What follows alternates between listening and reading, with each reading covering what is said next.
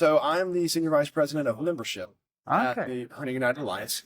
So my role really focuses on the growth in membership as well as the retention, the actual operations. My team handles the physical operations of membership, right? So once you join, what happens and why? And making sure that we're kind of the ear to the ground, right? Yeah. Are the benefits we are providing of value? And look, everybody's got their own thing. Try to get what works best for most. Because if I could just have the magic wand, I have a really easy job. Yeah, no, absolutely. Well, we'll come on to that because I think there's some intricacies there that we can chat about. I did want to get a bit of for my readers really to get a broader view of the alliance and how, because we were chatting before, you're saying it's kind of your roots are back in the UK possibly. So you want to give us a bit of a potted history? Yeah, for very good reason. As everything, it was, I think, born out of necessity or evolution. At least the climate here, or the environment here in the U.S. was that there was an association for everything. An alphabet soup is how we,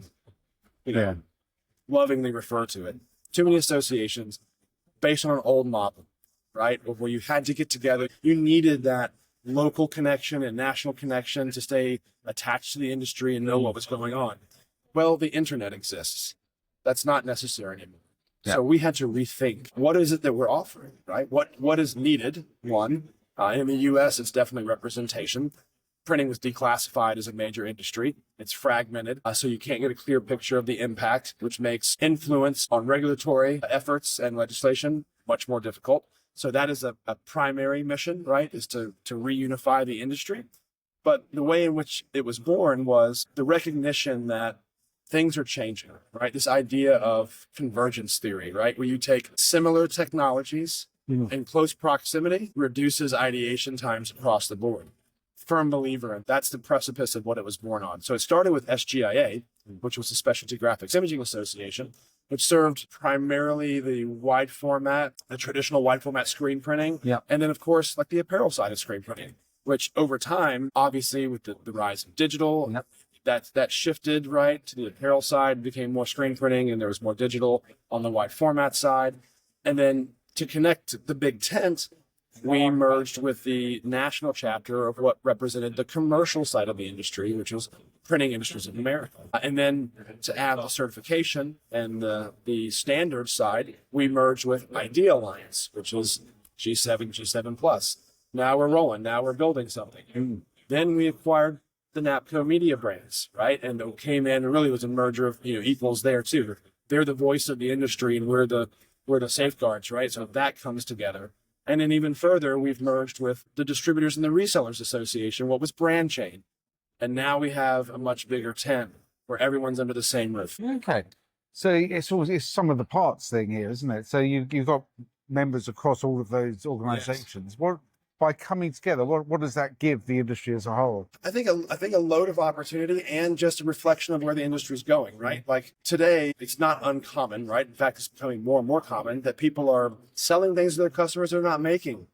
Well, how do you make these connections? How do you find these partners? Or how do you become part of a network that's fulfilling? Like, hey, I've got downtime. I'm really good at doing this one thing. Sure. If you sell promo stuff and I make great signs, I'll be happy to make signs for you. Yeah. That's going to fill my press time, help me pay off machinery, help me make payroll in some cases. So I think that is a primary benefit of it, but that's just the way things are going because efficiency finds a way, right? We jokingly say you used to walk down Main Street, USA, you'd have your trophy shop, your sign shop, your t-shirt shop. Well, now they're all the same shop. So you've got a lot of members worldwide. Why would you want to join a U.S. association? Yeah, what do you get? I do a lot of work with the BSGA, and we have the same sort of questions. What do we get? Question. It's the elephant in the room. And then it's also a question we ask, why do we have so many international members that join when we don't really stand on advocating globally, right? What we've come to learn is that by default, by the regulatory and the advocacy efforts that we're putting forth, it's protecting the ability to sell into the United States. So the things that happen like with the fluoridated inks in Washington State or the carbon black and the extended producer responsibility bills in New Jersey and New York, by joining the coalitions, in some cases leading those coalitions and getting that done, it protected the ability of not just U.S. organizations, but any organization to sell those products into that state. So that's the philosophical answer. The I want dollars and cents answer is that all members get the same discounts, right? So like even now coming to Printing United Expo as a member, if you bring more than 2 people, it's cheaper to be a member. You get access to all the education, the paid education. You get access to the show floor. Boom, there you go. Some people join for that. Some people, especially international, join just to get the state of the industry report. It's practically the same price. And they get that 32-page, what is everybody doing? Everybody's got a forecast. I don't care where you sit. Everybody has to forecast. So there's those tangible benefits, but I think there's also what we're trying to do to protect the ecosystem domestically is protecting others' ability to sell into that ecosystem. How important is it for you to really communicate all these things you do to the industry? It's incredibly difficult. It's very important. It's paramount. Yeah. But it's incredibly difficult because we must have 150 benefits, right? When you really think about it. And I can name every single one of them that's worth what I would say what our printer member rate is. But it's more about marrying what somebody needs as they're reading it and then recognizing it. And you go, I need that.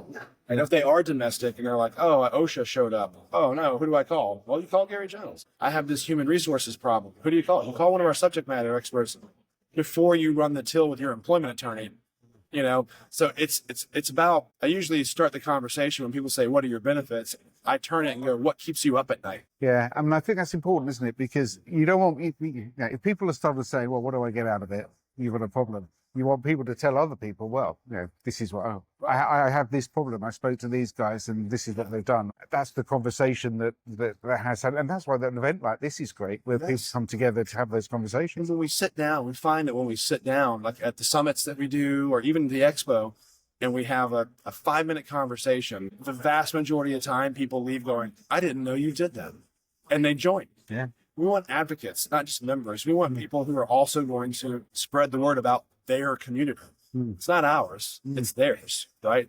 The member forums, it's peer-to-peer. We stay out of those. We don't put our content there. We don't put our influence on it. We want people on those functional roles across print segments networking together, right? Okay, so you have forums within the Alliance. Yes, we have member-only forums. Okay. And they used to be based on market vertical. Yeah. But then you find you've got owners in production and sales who have vastly different problems they need to talk about. So it wasn't working.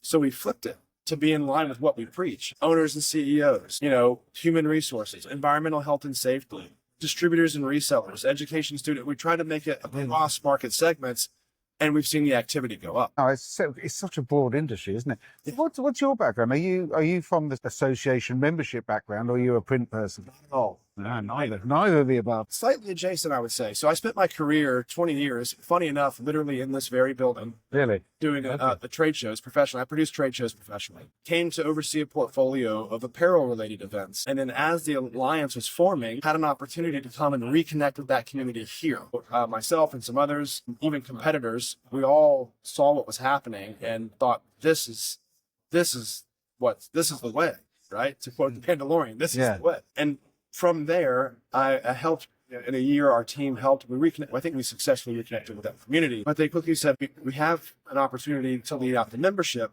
But when you think about it, building trade events and the activations that you have to do, it's very much community building. Yeah. And so it's adjacent, it's very different, but the skill sets are somewhat the same. So the Alliance came together a few years ago from various 2018. When does the expo start? Is it since then, or has it been going? So the SGIA Expo has been around for, I'm going to get this wrong. I'm pretty sure it's somewhat 75 years. Okay. Right? It's been different iterations of the name, but SGIA was a very strong show. We just built on that. So the show really just changed names and added all the other market segments. It never started. We still get people coming up saying, if the SGIA show still exists? And they're like, you're at it. You're at it. This is it. This is it. This is what it's become. This is the evolution of the next step.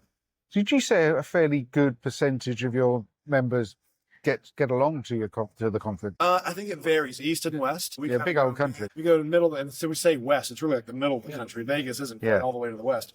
And then somewhere on the east coast. I don't think as many as who want to get to, just because the average printer finds it hard to be out of their shop. What I employ them is to find that time, because if I had a nickel for every time somebody said I had a business changing conversation in line for coffee, or in a lounge, or I bumped into so-and-so and whatnot, we wouldn't be sitting here having this conversation. I'd be on some beach somewhere. You don't know what the opportunities are that you're going to miss out on. Okay. Yeah, FOMO is real. Like I will say, like, you don't even have to create FOMO for an event like this. Once people see what comes out of it, I think they get it.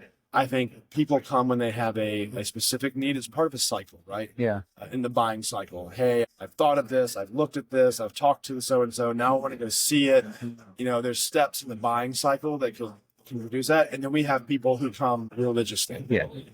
Because they love it. Well, you can't. It's like, I didn't come from the print industry and I'm enamored. I'm like a kid in a candy shop walking through on that day one as everything's firing up. Yeah. From the smells, the sights, the sounds. It's impressive. Yeah. I think the smell's not quite as bad as it used to be. Yeah, they back in worked the on day. that. Yeah. I mean, you must also, I guess, get a lot of people that aren't members that are coming just to see the site. I wish I could make them up. Actually, the majority who come actually aren't.